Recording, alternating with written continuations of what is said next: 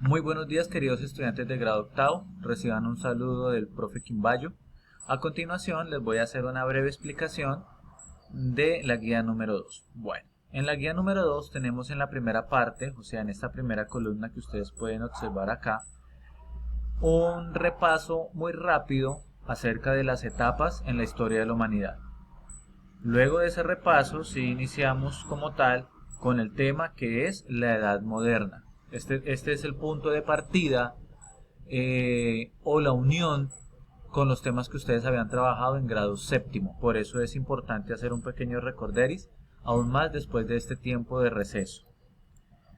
En la hoja número 2 continúa el tema y luego llegamos acá a las actividades. Entonces, en el punto número 1 les solicité realizar la lectura del taller y subrayar las ideas principales con azul, las palabras desconocidas con rojo y las palabras claves con color amarillo. Este punto cada uno lo va a realizar de la forma que le sea posible. Si usted está trabajando en Word, o sea, si usted puede descargar el archivo en PDF y convertirlo en Word, pues hace resaltado en el archivo de Word, toma la foto, envía la evidencia o envía el archivo. No hay ningún problema, al correo, ¿no? Recuerden que todo va al correo institucional. Si usted lo está haciendo en PDF, pues simplemente utilice la herramienta para resaltar y de esa manera pues usted resalta el texto que necesite. Eso sería en relación con el primer punto. Con el punto número 2, la línea de tiempo. La línea de tiempo que les estoy solicitando debe llevar las características que están acá. Y esta línea de tiempo la deben hacer única y exclusivamente con la primera parte del texto. O sea, con esta primera parte, las etapas en la historia de la humanidad, solo con esta parte que se encuentra acá. ¿Listo? Entonces, dice que usted tiene que ubicar las 5 etapas. A cada etapa le tiene que elaborar una imagen, preferiblemente dibújenla. La idea no es que gasten dinero en impresiones. No importa que usted no sea pariente de Picasso ni de Leonardo da Vinci, no hay ningún problema. Haga el dibujo como pueda.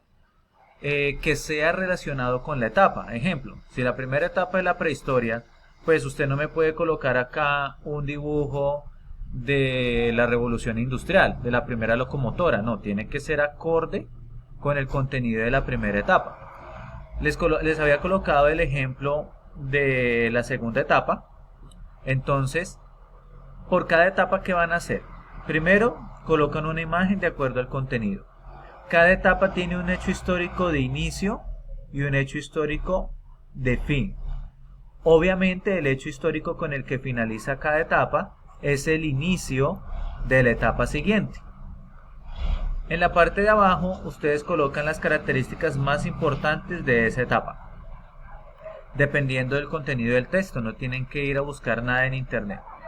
No se les olvide, muy importante, colocarle el nombre a la etapa. ¿Sí? Entonces, edad precámbrica, prehistoria, edad antigua y así sucesivamente. ¿Listo? Este es un ejercicio muy fácil. Es un ejercicio de repaso de la historia de la humanidad.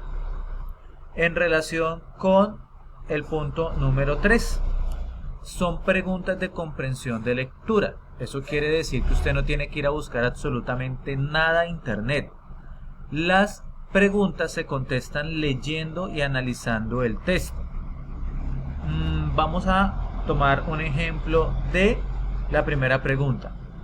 Dice acá, ¿por qué se considera que el pensamiento de Martín Lutero fue una reforma? Entonces, si ustedes analizan muy bien, cuando uno hace una reforma es porque se genera un cambio. En otras palabras, lo que le estoy diciendo es, ¿por qué se considera que el pensamiento de Martín Lutero fue un cambio? ¿Un cambio para qué?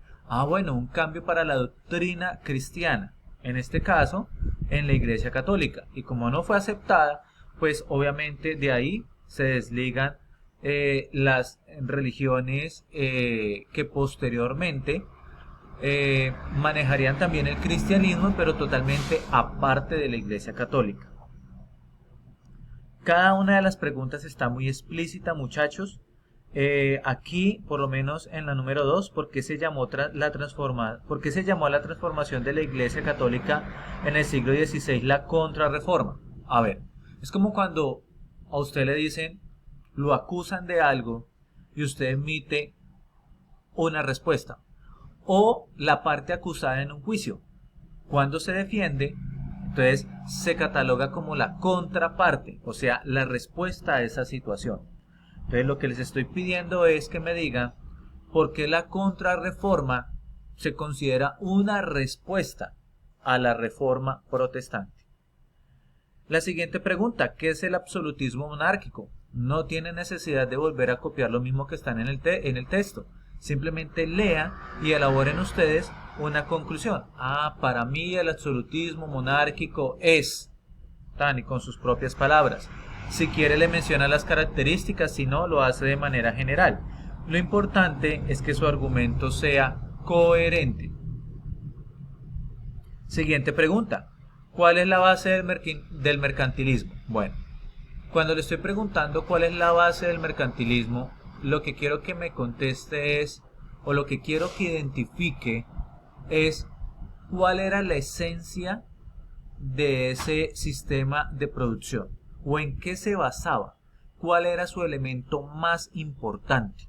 Y ahí en el texto claramente dice cuál es. Siguiente pregunta. ¿Por qué la Ilustración fue fundamental para eliminar el absolutismo monárquico?